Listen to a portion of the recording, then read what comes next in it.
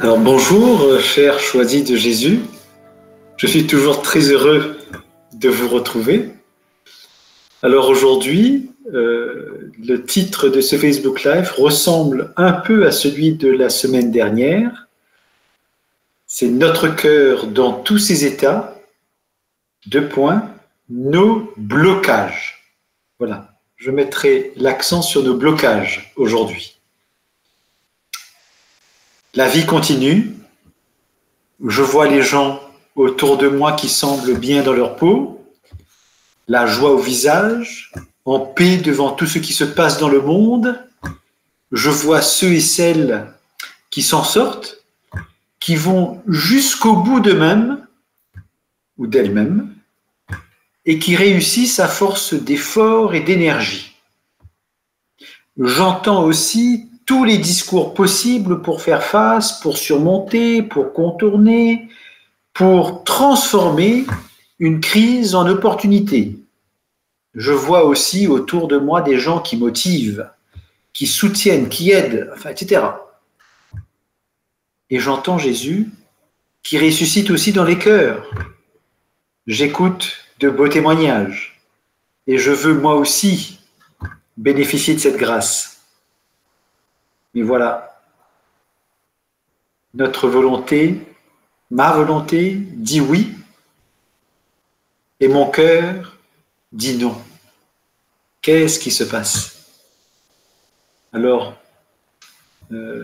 Saint Luc, au chapitre 9, verset 59, écrit ceci : Jésus dit à un autre : suis-moi. L'homme répondit : Seigneur, permets-moi d'aller d'abord enterrer mon père. Petit problème. Le Seigneur m'appelle et moi je suis encore en train de penser à quelque chose derrière moi. Luc 9, 61, un autre encore lui dit à Jésus : Je te suivrai, Seigneur, mais laisse-moi d'abord faire mes adieux aux gens de ma maison. Luc 9, 62, Jésus lui répondit : Quiconque met la main à la charrue, puis regarde en arrière, n'est pas fait pour le royaume de Dieu. Ces 3 versets de l'évangile de Luc expriment peut-être un des blocages de notre cœur qui nous conduit à regarder en arrière au lieu de regarder vers Jésus. C'est comme si nous étions attachés à nos blocages. Est-ce le respect humain qui sera lésé si je ne regarde pas en arrière ?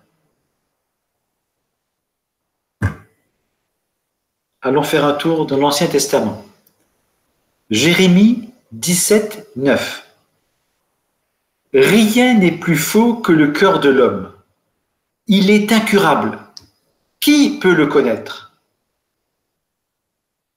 Verset 10.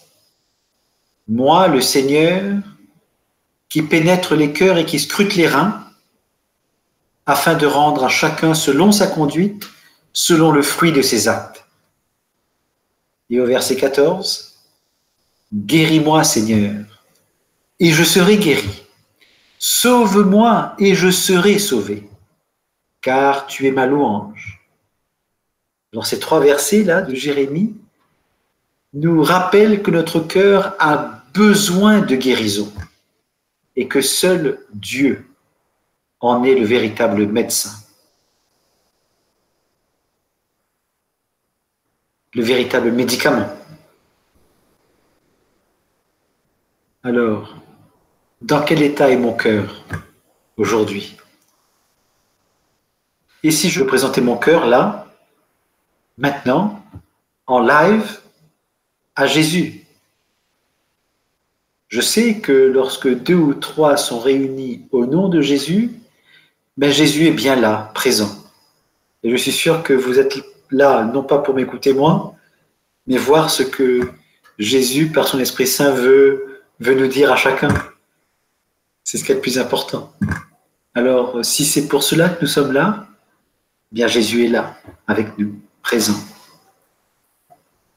Alors, Je te propose là maintenant de plonger avec moi dans la miséricorde du Seigneur, qui attend que nous lui ouvrions la porte de nos cœurs et que nous lui fassions faire le tour de toutes les pièces de la maison de nos cœurs. Et Jésus nous suit avec son cœur transpercé, déployant l'eau de son cœur pour purifier nos âmes et déployant son sang pour augmenter sa vie en nous. Rappelons-nous ces paroles de Jésus en Matthieu 15, 19, c'est du cœur que proviennent les pensées mauvaises. Nous pourrions dire aussi, et nous pourrions dire que c'est du cœur que proviennent nos blocages. En Marc 7, 23, tout ce mal vient du dedans et rend l'homme impur. Nous pourrions dire, tous ces blocages viennent de notre cœur, du dedans de notre cœur, et nous rendent impurs.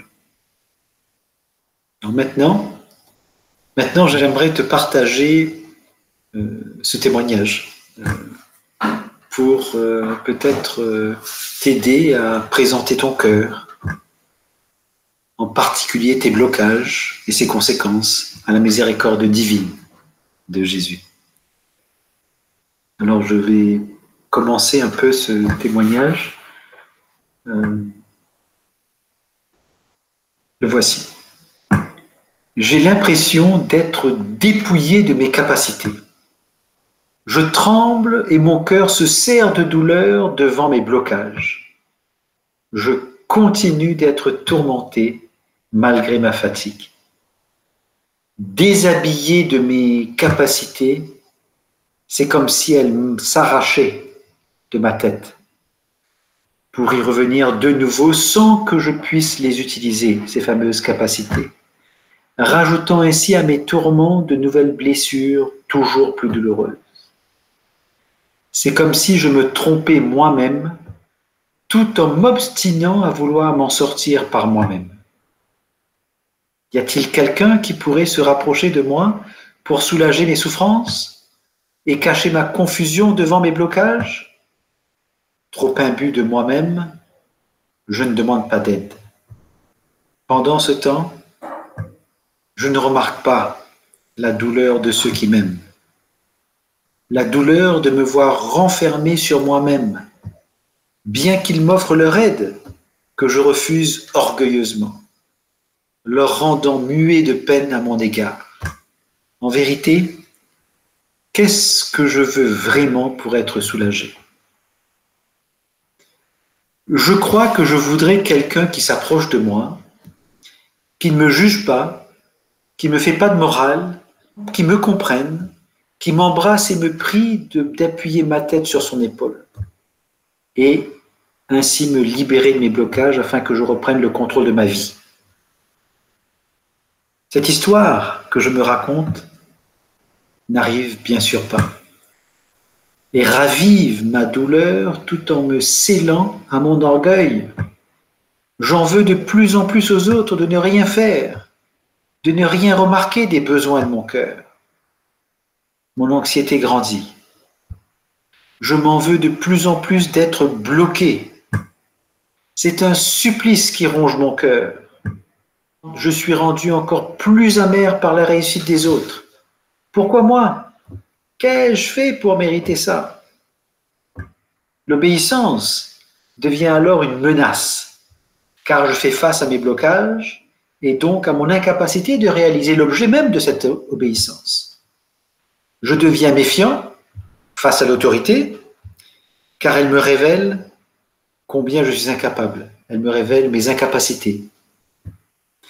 Je recherche alors une certaine forme de liberté, celle qui me sépare de tous ceux susceptibles de m'inviter à une certaine forme d'obéissance au regard de leurs conseils pourtant bienveillants. Pendant ce temps, je continue de me laisser crucifier par mes blocages et les histoires que je me raconte. Je ne vois plus la tendresse de ceux qui me veulent du bien. Je n'entends plus leur désir de m'accompagner dans ce que je vis. Je n'écoute plus leurs supplications de m'aider. C'est comme si je voyais en tous des sortes de bourreaux. La douleur qui m'habite est telle que je tremble devant toute forme d'aide et que j'en arrive à mépriser toute forme de pitié, d'amour, d'amitié ou de camaraderie même, qui s'approcherait trop près de mes blocages. Dans cet état, je refuse tout réconfort, tout regard d'amour, toute douceur, tout soutien, toute consolation, tout soulagement, même si c'est pour diminuer un peu ces douleurs. Je refuse de me laisser aimer, je refuse qu'on me soulage de mes souffrances, dont j'ai accentué sans le vouloir et sans doute inconsciemment l'intensité.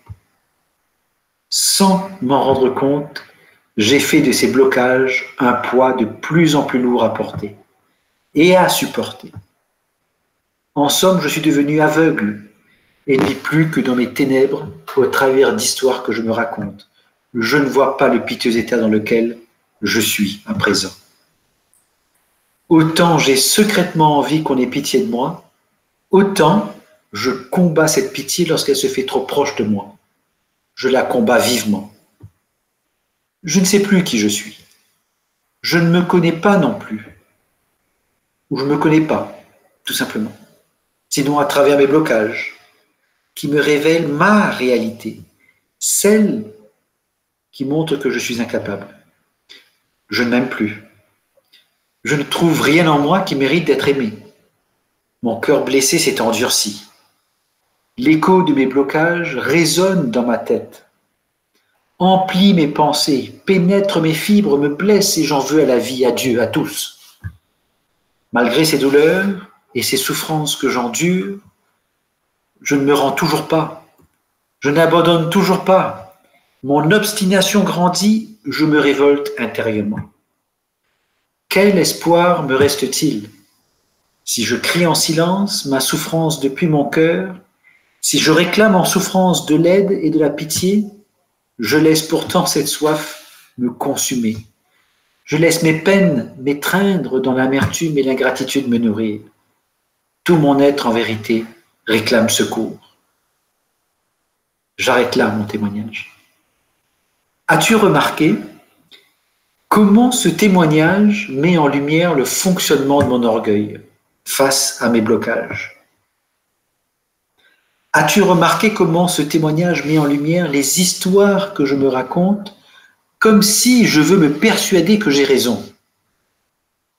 As-tu remarqué comment ce témoignage met en lumière les mécanismes d'éloignement que j'enclenche dans ma relation aux autres? As-tu remarqué comment ce témoignage met en lumière aussi ma difficulté à accueillir l'aide des autres? As-tu remarqué enfin comment ce témoignage met en lumière mon obstination vis-à-vis le regard que je pose sur moi et sur les autres? Alors peut-être as-tu déjà rencontré une telle personne. Peut-être côtoies-tu déjà cette personne. Peut-être te reconnais-tu toi-même dans certains passages de ce témoignage. Peut-être fais-tu partie de ces gens qui se trouvent impuissants devant une telle personne.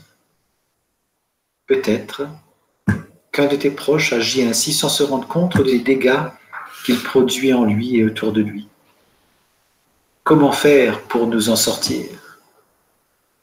Comment faire pour rétablir la paix dans tous les cœurs? Comment faire pour préparer les cœurs à devenir des cœurs de chair?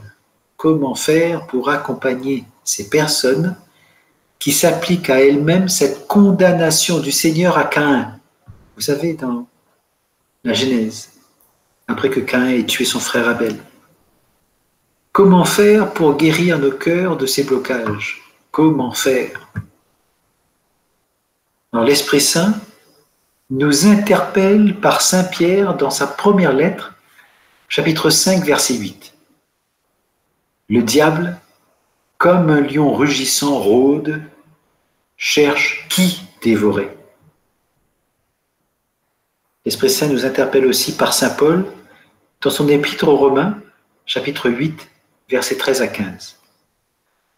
Nous n'avons pas reçu un esprit d'esclavage pour retomber dans la crainte, nous avons reçu un esprit de fils adoptif qui nous fait s'écrier « Abba, Père ». L'Esprit Saint encore, toujours par saint Paul, dans sa lettre aux Éphésiens au chapitre 4, nous dit « Il vous faut être renouvelé par la transformation spirituelle de votre intelligence et revêtir l'homme nouveau, créé selon Dieu dans la justice et la sainteté. » Enfin, en Jean 4, 8, « Donne-moi à boire. » Eh bien, comment nous aider et aider les autres à donner à boire à Jésus de tout ce que nos cœurs ont accumulé de mauvais? Comment demander en retour au Seigneur de nous donner à boire de son eau qui désaltère en nous donnant sa propre vie? Alors écoutons maintenant ce que Jésus veut nous dire à chacun et chacune, personnellement. Alors, comme la fois dernière, j'ai prié Jésus de choisir lui-même les pensées qui sont extraites des 3 volumes Pour le bonheur des miens, mais choisis Jésus, à travers la page internet La pensée cliquable, qui est accessible depuis le site de la Fondation des Choisis de Jésus. Alors voilà ce que Jésus nous dit. Volume 3, message 34. Mon tout petit, ma toute petite. Tu reconnaîtras que tu es dans la vraie lumière si tu es capable d'accepter la totalité de la parole de Dieu et de l'enseignement doctrinal de l'Église. Ma mort est venue racheter tes fautes et ma résurrection te révèle que je suis ton sauveur. Heureux, heureuse es-tu d'entrer dans ce monde de lumière, en devenant un intime, en continuelle croissance dans mon amour. Divinement, je t'aime. Jésus pose le cadre. Avant de m'occuper de tes blocages, eh bien, il faut que tu rentres dans la vraie lumière. Il faut que tu acceptes la totalité de la parole de Dieu et de l'enseignement doctrinal de l'Église. Et tu pourras bénéficier des mérites de ma mort. Deuxième message, deuxième pensée. Volume 3, message 44. Mon enfant, c'est l'union de ton cœur avec le mien et celui de ma Sainte Mère qui te conduit dans le cœur du Père. Pour être dans le cœur du Père, il faut être complètement purifié. Pour être purifié, il faut passer par les feux de l'amour et de la souffrance. Lorsque ces feux deviennent trop brûlants pour toi, empresse-toi de me les remettre. Tu verras que mon joug est léger. Deuxième étape, Jésus nous dit de nous unir à son cœur et à celui de sa maman. Leurs 2 saints cœurs unis nous conduisent au cœur du Père. Mais le cœur du Père ne reçoit que si nous sommes purifiés, si notre cœur est purifié. Donc, pour purifier notre cœur, les 5 cœurs unis de Jésus et Marie nous font passer par les feux de l'amour et de la souffrance. Et si vous voulez un peu plus d'informations à ce sujet, je vous invite à lire le message numéro 3 du volume 3 aussi. Vous voyez, ça c'était la deuxième étape. Troisième pensée de Jésus, volume 2, message 65. Mon enfant, ma toute petite servante, Marie, alors ça c'est le Père qui parle, hein. Mon enfant, ma toute petite servante Marie a pour mission de t'accompagner, de guider tes pas. Elle est là à côté de toi, de l'autre côté c'est mon fils unique Jésus, toujours près de toi. Si tes yeux s'ouvraient et que tu voyais les saints et saintes et cette grande armée d'anges, Tu saurais que tu n'es pas seul, mais bien entouré. Sois sans crainte, continue à avancer dans la foi pure, je te donne ma bénédiction de Père avec mon amour. Troisième élément, le Père vient lui-même nous parler pour nous dire, voilà où je t'ai situé. Tu es maintenant entre ma fille Marie et mon fils unique Jésus. Et avec eux, toute la communion des saints et des saintes, toute la cour céleste. Avec tes blocages, tu n'es pas seul. Mettons-nous à leur écoute. Alors, un quatrième message de Jésus. Volume 1, message 7. Mon enfant, donne-moi toujours ta faiblesse. Toi, par toi-même, tu n'es rien. Moi, je suis tout. Reconnais ce que tu es et reconnais ce que je suis. Ainsi, je pourrai accomplir des merveilles en toi et par toi. C'est à travers ta grande faiblesse que moi, je suis fort. Alors, refaisons un petit point de tout ça. Voici donc les instructions du Père et de Jésus. Cesse de critiquer l'Église et son enseignement. Accepte tout sans en changer un iota. Remets-moi ce qui te dérange. C'est moi qui suis son fondateur, le fondateur de l'Église. C'est moi qui suis son sauveur. Le plus important, c'est notre intimité dans mon amour, nous dit Jésus. Unis donc ton cœur à mon Sacré-Cœur et au cœur immaculé de Maman Marie. Nous te conduirons dans le cœur du Père. En t'y conduisant, nous te ferons passer par les feux de l'amour et de la souffrance pour te purifier. Lorsque ces feux deviendront trop brûlants pour toi, empresse-toi de me les remettre. Invite Marie dans ta vie, demande-lui de t'accompagner et de te guider. Invite les saints et saintes du paradis dans ta vie. Invite aussi les saints anges dans ta vie. Accueille la bénédiction du Père et son amour, où que tu sois et quoi que tu fasses. Donne-moi ta faiblesse, ton impuissance, tes doutes, tes écarts, tes chutes, etc. Reconnais que moi, je suis tout. C'est à ces deux conditions que ma force peut se déployer dans toute ta vie, en toi, autour de toi et à travers toi, et te guérir de tes blocages. Et pas que. Alors prions ensemble, si tu veux bien. Mon doux Jésus, j'entre en moi pour venir à ta rencontre. Je me place dans vos deux saints cœurs unis, Maman Marie et toi. Je donne maintenant une portée universelle à cette prière que je dépose dans vos deux saints cœurs unis, pour que tu ailles aussi visiter ceux et celles dont le cœur est blessé et bloqué, et font face à des blocages de toutes sortes et de toute nature, et qui, à la longue, endurcissent leur cœur. J'invite aussi les saints et saintes du paradis avec les anges et nos bons anges gardiens pour faire l'unité de nos cœurs et de nos esprits, afin que ton amour puisse opérer en nous notre purification, accomplir autour de nous son plan d'amour et réaliser à travers nous une nouvelle paix, un nouveau bonheur et une nouvelle joie dans tous les cœurs. Je te donne, au nom de tous nos oui, à accueillir la bénédiction du Père et son amour dans les moindres détails de nos vies. Je reconnais, au nom de tous, nos faiblesses, nos impuissances, nos doutes, nos écarts, nos chutes, etc., pour te demander, toi qui es tout, de déployer ta force en nous, autour de nous et à travers nous. Parce que l'amour m'aime, je deviens l'amour. Parce que l'amour t'aime, tu deviens l'amour. Parce que l'amour nous aime, nous devenons l'amour. Et Jésus m'a inspiré à nouveau de recliquer, et voilà, j'ai obtenu le message 15 du volume 3. Mon tout petit, ma toute petite.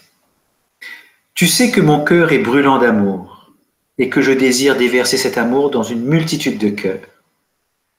Le moyen par excellence pour ce faire est de te placer en adoration devant ma sainte présence. Mon grand désir d'être de plus en plus présent dans les cœurs passe à travers ma sainte présence eucharistique. mon cœur est brûlant d'amour pour toi. Amen.